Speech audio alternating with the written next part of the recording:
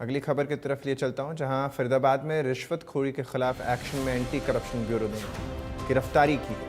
थानेदार और 2 हवलदार को गिरफ्तार किया। 25,000 की रिश्वत लेते रंगे हाथों पकड़ा। तो ये बड़ी गिरफ्तारी हुई है।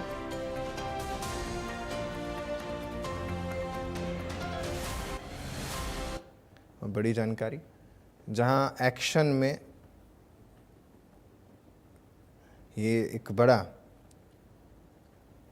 फैसला लिया गया है। थानेदार और 2 हवलदारों को गिरफ्तार किया है। 25,000 की रिश्वत ले रहे थे और रंगे हाथों इनको पकड़ा गया।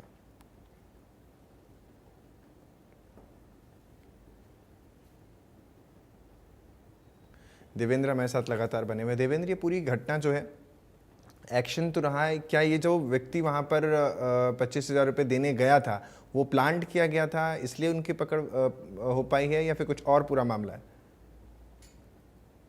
पूरे मामले की बात करें तो एंटी करप्शन ब्यूरो की तरफ से लगातार ताबड़तोड़ कार्रवाई की जा रही है और अब ऐसे में क्राइम ब्रांच के 3, जिसमें एक थानेदार और 2 हवलदार हैं, उनको रंगे हाथों 25,000 रुपए की रिश्वत लेते हुए गिरफ्तार किया गया है। बताया जा रहा है कि जो तीनों पुलिस के कर्मचारी हैं वो किसी कबाड़ी की दुकान पर गए थे और वहां उन्होंने बेवजह के उस कबाड़ी को उठा लिया और उसके बाद में उसको जेल भेजने की धमकी देकर 1 लाख रुपए उससे मांगे गए थे। और ऐसे में जब समझौता हुआ तो 25,000 रुपए पर समझौता किया गया, लेकिन जो कबाड़ी था उसने एंटी करप्शन ब्यूरो के अधिकारियों को इसकी शिकायत दे दी थी, क्योंकि रात में बरसात का वक्त था और ऐसे में उसको जबरदस्ती क्राइम ब्रांच सेक्टर 65 बुलाया गया था पैसे लेकर। ऐसे में एंटी करप्शन ब्यूरो की टीम भी मौके पर पहुंची और जैसे ही 25,000 रुपए दिए गए, जिसमें एक थानेदार है संजय नाम का और 2, एक फारूक और एक खालिद, 2 हवलदार बताए जा रहे हैं, तीनों को रंगे हाथ एंटी करप्शन ब्यूरो की तरफ से रात में ही गिरफ्तार कर लिया गया था। और अब मुकदमा दर्ज कर उन्हें अदालत में पेश किया जाएगा और उनसे पूछताछ की जाएगी कि आखिर और किस तरह के मामले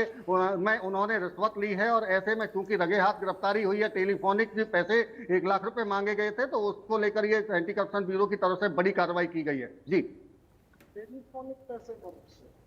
साफ तौर पर बहुत बहुत शुक्रिया, आपने बड़ी जानकारी हमें दी इस मामले को लेकर के। अगली खबर की तरफ लिए चलते हैं। करनाल पहुंचे हैं केंद्रीय मंत्री मनोहर लाल, जहां देश भर के 70 नगर निगमों के मेयर की बैठक